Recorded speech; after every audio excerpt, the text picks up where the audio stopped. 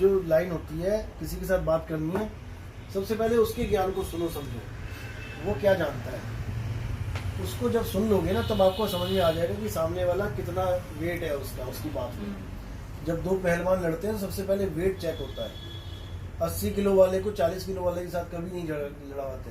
वो जब मैचिंग होता है ना, 7 to 75, 75 to 70, 80, तो वो मैचिंग में आ जाते हैं दोनों। इसी प्रकार आपने जब किसी को भी ज्ञान समझाना है, तो पहले उसके ज्ञान को समझो कि वो कहाँ तक की बात कर रहा है। जब वो समझ में आ गया कि ये देवी देवताओं से ऊपर की बात कर रहा है, ये वेदों से भी ऊपर की बात कर रहा है, ये मूर्ति पूजा, ये सारे पाखंड से ऊपर की बात कर रहा है, अब समझ लो कि वो बाहरमुखी नहीं है, वो अंतर्मुखी है।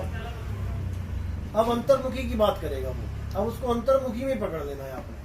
अब उसको केवल दो चीजें समझानी है कि तुम जो ज्ञान बता रहे हो, ये जीवात्मा का ज्ञान है या ये परमात्मा का ज्ञान है। कोई भी कहे ना कि तुम, जैसे कहते हैं परमात्मा कहाँ है, हमारे देह में है, हमारे शरीर में है, सारे यही कहते हैं। देखो, दो ही ज्ञान है इस दुनिया में, या तो सरगुण ज्ञान है या निर्गुण ज्ञान है, या अंदर का ज्ञान है या बाहर का ज्ञान, या तो मंदिर मस्जिद गुरुद्वारे में धक्के खाने वाला ज्ञान है, या फिर अंदर धक्के खाने वाला ज्ञान है। और कोई ज्ञान है ही नहीं इस दुनिया में। इसी को साहिब ने बोला है, मैं तो देखूं तुझको और तू देखे कहीं और, लानत ऐसे चित्त पर एक चित्त दो ठौर। यानी मैं तो तुझे देख रहा हूं, मतलब मैं आपको देख रहा हूं और आप मेरी तरफ पीट करके कहीं और देख रहे हो।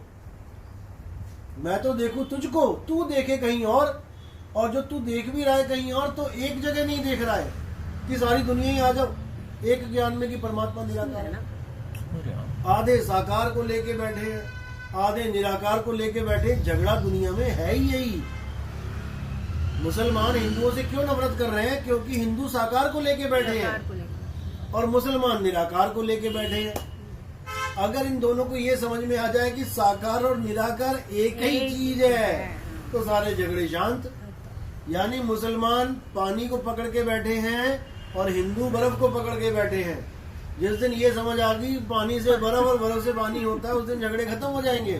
लेकिन झगड़े खत्म होने के बाद भी मुक्ति नहीं मिलेगी, क्योंकि पानी से बर्फ, बर्फ से पानी, ये नेचुरल लॉ है, ये बनता ही रहेगा, ये खत्म नहीं हो सकता। तुमने क्या करना है? तुमने दोनों को छोड़ के, लानत ऐसे चित्त पर एक चित्त दो ठौर, दोनों ठौरों को छोड़ के घूम जाना है।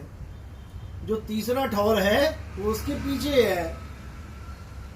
परमात्मा हमारे पीछे खड़ा है और हम दो ठौर में फंसे पड़े हैं, यानी साकार निराकार। इसलिए साहिब ने कहा सरगुण निर्गुण का, साकार निराकार का करो बहिष्कार। इन दोनों को त्याग दो। कोई सरगुण में रीझ रहा, कोई निर्गुण ठहराए, अटपट चाल कबीर की मुंह से कहीं ना जाए। कबीर साहब कहते हैं तुम पलट जाओ, बस पलटना सिखाता है गुरु। विहंगम चाल से पलट जाना है। अरे उलट समानी आप में, जो सूरत भाग रही थी साकार और निराकार के चक्कर में, वो उलट गई।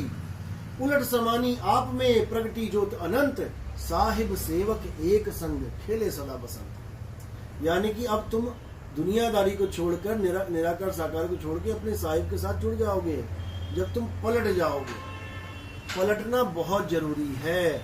जब तक पलटना नहीं सिखाया तुम्हारे गुरु ने, यानी तुम्हारी सूरत को उलटना नहीं सिखाया, जब तक बात नहीं बनने की। अभी तुम अधोमुखी हो, फिर वो तुम्हें ऊर्ध्वमुख कर देगा, लेकिन ऊर्ध्वमुख और अर्धमुख के बीच में स्टेबल कर देगा। ऊर्ध्वमुख में तो तुम ऊपर भी जा सकते हो, अर्धमुख में तुम नीचे आ सकते हो, लेकिन अर्ध ऊर्ध्व के बीच में रहा कबीरा सो।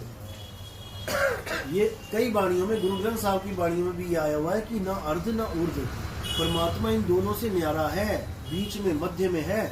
लेकिन सिख भाई पढ़ रहे हैं, उनको समझ में नहीं आ रहा कि अर्ध ऊर्ध्व है क्या, ये क्या लिखा है गुरु ग्रंथ साहब में, हमें समझ क्यों नहीं आ रहा? क्योंकि उसका प्रैक्टिकल ज्ञान बताने वाला गुरु नहीं मिल रहा। जिस दिन प्रैक्टिकल ज्ञान बताने वाला गुरु मिल जाएगा, तो सारे ही कबीरपंथी हो जाएंगे आके।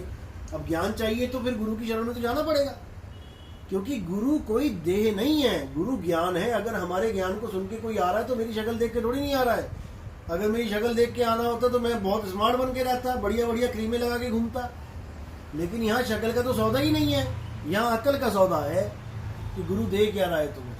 तो कहते गुरु बिन ज्ञान ना उपजे, गुरु बिन मिले ना मोक्ष, गुरु बिन लखे ना सत्य को, गुरु बिन कटे ना दोष। गुरु के बिना तुम्हें सत्य असत्य का निर्णय तुम कर ही नहीं सकते, क्योंकि गुरु ही तुम्हें विवेक देता है कि सत्य असत्य का निर्णय करो। यानी कि किसी भी गुरु के पास चले जाओ, सुनार के पास चले जाओ, जौहरी के पास चले जाओ, वो तुम्हें एक ज्ञान दे देता है कि बेटा सोना ऐसा होता है और ऐसे इसका टेस्ट करते हैं। अगर ये टेस्ट में पास हो गया तो ये खरा सोना है, इसको ले लेना, और ये पास नहीं किया इसको रिजेक्ट मार देना, ये सोना नहीं है, तुम्हें ठगने के लिए आया था। और जौहरी भी यही बताता है, बिना हीरे को तोड़े, बिना चांदी, बिना मोती को तोड़े, वो केवल शेप से पहचान जाता है कि ये हीरा असली है कि नहीं है। वो शेप देखते हैं हीरे की, हाँ बिल्कुल सही है। तो वो जौहरी का काम जो है वो जौहरी जानता है, और अपने चेले को वो जौहरी ही बना देता है। दो नहीं रह जाते हैं। गुरु आपको चेला नहीं बनाने आता कि आप चेले ही रहो, गुरु आपको गुरु बनाने आता है। जो तू है सो मैं हूँ। हाँ, जो तू सो हम। गुरु आपको केवल चेला बनाने नहीं आया है, लेकिन ये मत सोचना कि गुरु तुम्हें दुनिया का गुरु बनाने आया है। गुरु तुम्हें तुम्हारा गुरु बनाने आया है। तुम अपने मन का गुरु बन के बैठ जाओ, तब बात बनेगी। किसी और के गुरु बनने से बात नहीं बनेगी हमारी। इसका जो क्वेश्चन था कि